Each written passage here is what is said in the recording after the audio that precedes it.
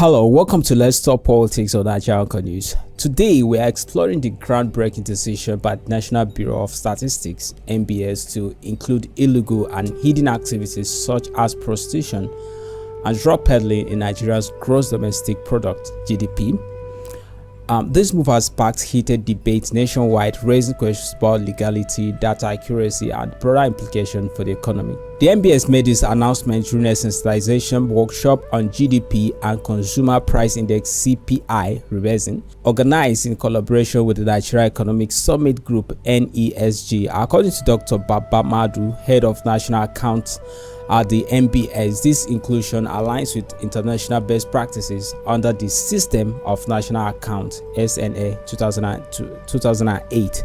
So, according to Madu, he said illegal activities will now be considered in GDP computation in line with the national best practices. For instance, drug and prostitution, though illegal here, drive economies in some other countries. Now, this challenge lies in the lack of legal backing and accurate data collection. Dr. Madu estimates these activities constitute less than 3.5% of Nigeria's GDP. Now, let's get into the discussion. I'm your host, Santhiago, and joining me today are two great political analysts. I'm Joe. I'm Edison. Joe, let's start with you. Dr. Madu said that earnings from illegal activities were calculated into the GDP of the country, but these activities are going to still remain illegal. So why it aligns with international standard? Because that's what happened in other countries. It raises ethical and legal concerns. What's your perspective on this? Well, thank you very much. First of all, let me start by saying that I think Nigerian leaders particularly are disconnected from the masses. For me, I think this move is unnecessary. In fact, there is no point of talking about the legalizing or making it possible for this illegal and drugs, prostitution, and all of them come into play. There's no need at all. If the people in power really know what the masses are facing, these issues, these are minor issues. These are things that should not even come to play at all. In fact, I don't want to go into deep. I am standing against the whole process, the whole law at all. I think issues like the government should look into issues like education, healthcare, job creation, things that will make the youth be more involved, the youth be more practical. Like let them have something to do instead of them involving in things like prostitution and drugs. I think if the government creates jobs or do things that are in way that will benefit the masses, there will be no need for prostitution and drug will not be that rampant in the country. So there will be no need for all those policies coming to play.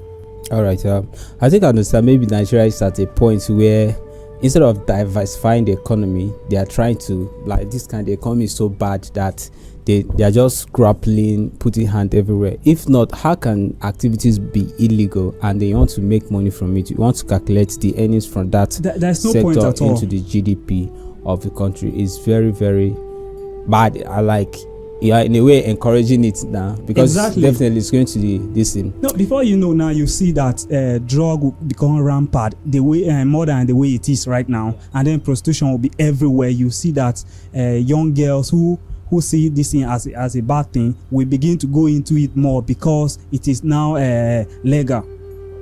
So moving on, Edison. Dr. Madu highlighted the challenges of data collection and legal recognition. How feasible is this? Or do you think the Nigerian government will be able to track the number of prostitutes and the number of drug dealers and will be able to get tax from them? Do you think this whole thing is even feasible? Actually, to me, it's not, because this doctor's opinion to me actually is not only bad, but it is also is completely wrong and morally comprehensible.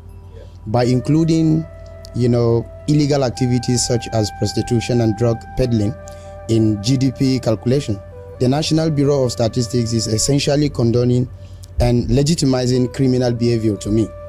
And to me, I would say the whole thing is sending a wrong message to the society that engaging in illegal activities is acceptable as long as it contributes to the economic growth. So to me, all these things are kind of wrong to me. It's not a very welcome idea. It's not encouraging at all, because very soon we're going to have thieves saying, okay, because you are earning money from kidnapping, you are earning money from terrorism, you are earning money from illegal activities, so they should be added into. Now, if you look at it, I think when I was checking this thing, I saw under it somebody came and commented that, okay, if this is possible, then they should come and legalize Yahoo. All right, so you're right, we're all on point, so let's move on. Now, some persons are arguing that this move reflects the economic realities in Nigeria, where informal and illegal activities often sustain livelihoods, like Yahoo, like all these criminal stuff, prostitution, drug dealing, Naija. So like a lot of Nigerians are living on this means. Do you believe this step could lead to a better policy formulation and economic planning, or does it risk normalizing illegal behavior? For me, no, it will rather worsen the situation. In fact, right now the country is facing serious challenges, like the economy is not good, the governance, everything, security and everything. So you are coming to, and then people tried to manage to see how they can live their life. Like, let me say, people are living basically on hand to mouth. So people are trying to see how they can get food on a daily basis and eat. Now, a lot of these people that are involved in Naija and this thing, they are trying to sneak, let me say, people that are under their parents. The parents are not in support of this thing, so they are now sneaking to do this thing. Okay, now you can look at it in the villages. A lot of people have been run down. A lot of shops, a lot of people who started well because of Naija and drugs. A lot of people have run down. But if you are coming to make this illegal, now that means that the number of these people that drugs and Naija of a thing have run them down will increase, because nobody sees it as a bad thing anymore. It becomes normal. You get? So for me, Nigeria is trying to move from bad to worse. Okay, like from frying pan to fire. Yes. Edison, do you have anything to say on that? Yeah, actually, based on this, I would say that what the colonial masters said back then about Nigeria being, a country that is said to be politically unorganized, economically unstructured, and socially barbaric, it's said to be a reality. Because why on earth will somebody come up with this idea that this bad way of life will become more legal, more reasonable, that everybody will go into? I don't just understand. So like, to me, actually, is a very bad idea. It's a very bad idea to me, seriously. I think I want to chip on that. And then if you take a look at this, is a failure. Let's not just look at what they're saying. This is a big failure, because Nigeria, when you talk about agriculture, Nigeria is there. Yes. When you talk about oil, Nigeria have a lot of crude oil. Nigeria have manpower. Nigeria have natural resources. Yeah. There are countries without oil reserve. There are countries without crude oil. There are countries without. They are doing better. So why not diversify the economy, develop us, instead of looking at how can you even think that prostitution now you want to be taxing prostitutes, you want to be getting money from that because you want, like, it's like we have run out of ideas to exactly put money into the economy. And then you think of it, they even call us giant of Africa. So I think this thing is worrisome. No longer giant. We are not the giant of Africa now. Okay, let's move on. Now, lastly, the hidden economy remains a significant challenge in Nigeria, with many businesses under reporting income. Do you think this decision will push more businesses to comply with formal regulations, or will it create further complication in economic governances? For me, this move does not have any positive impact on businesses at all. For me, it doesn't, because looking at it from just like I stated earlier, this move will rather make some people go bankrupt. Some people we rather move from bad to worse because of this move. Because now, okay, look at it. A lot of people see prostitution as a bad thing. That is why they don't go into, like men go into carrying girls for prostitution and the rest of that. But if you make it legal now, for instance, If you make it that, okay, they will now tell you that, okay, the federal government themselves is collecting money from this thing, so it's no longer a bad thing. So the people now will begin to go into these practices more. So tell me how it's going to impact the society or the economy positively. No. I know that stuff like that is they are the easiest way out. So people would definitely want to go the easy way out instead of struggling, running a business, doing all those things. They just want, since the governments have legalized, let's just do it. Exactly. So Edison, you want to add something on that? No, right. Yeah, I have something based on what my colleague said, a political analyst. I said by normalizing these illegal activities, it undermines the effort of the law enforcement agencies and the society as a whole to combat this whole issue, and it will also perpetuate a cycle of a crime and corruption rather than working toward eradicating these harmful practices. We'll go about bringing more sophisticated issues to at least render the country to be more useless than ever. Imagine that you are taking money from drug.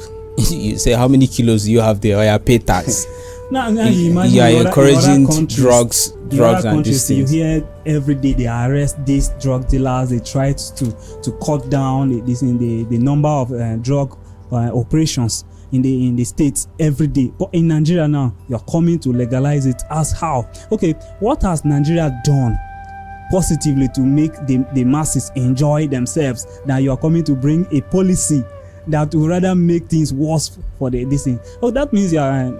For me, I think they rather want to they want to kill the people, because by legalizing these drugs and prostitution, that means you just want to say, may everybody die. Yes, just go and die. Just go forth and die. Anyways, I think we just try as much as possible to speak out against some of these policies so that they will not be implemented. We are not even sure they're going to be implemented. Coming to think of this thing, it's not really surprising to hear our Nigerian leaders, or let me say ministry, because some of the ministries in Nigeria now coming to bring up this kind of policy, because I think few years ago, the National Assembly deliberated on legalizing abortion. I was like, what? Now, coming to think of, if these people are a National Assembly that everybody's looking forward to, that they make policies that will impact the life of the people positively, are bringing up this kind of thing, then why would other sectors not bring their own this kind of damaging policies? All right, so we're about to round up right now, so let me get your final words, Mr. Edison. What is your final words to Nigeria concerning this policy? To me, this Dr. Madu's opinion, to me, is not a welcome idea. It's very bad, very wrong, and I'm urging Nigerians not to align with such decisions, because they will rather complicate issues. They will rather come up with a kind of a pain, frustration, and hardship on Nigerians. Right now, I think I will say we should put all our hopes on God, because these Nigerian leaders and the whole situation in Nigeria is something else. So I don't want to say that everybody should put their hopes on government anymore, but I think we should put our hopes on God, and then we should not just keep quiet. We should keep talking. If we see things like this, it is our right to speak out. Maybe someday it will help us. All right. Thank you both for your insightful perspectives.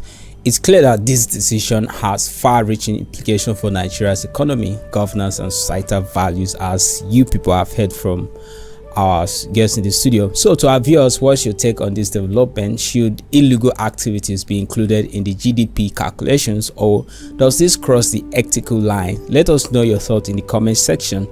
Stay up to date with Let's Talk Politics on Naija Uncut News for more thought-provoking discussions. Don't keep quiet, keep talking politics.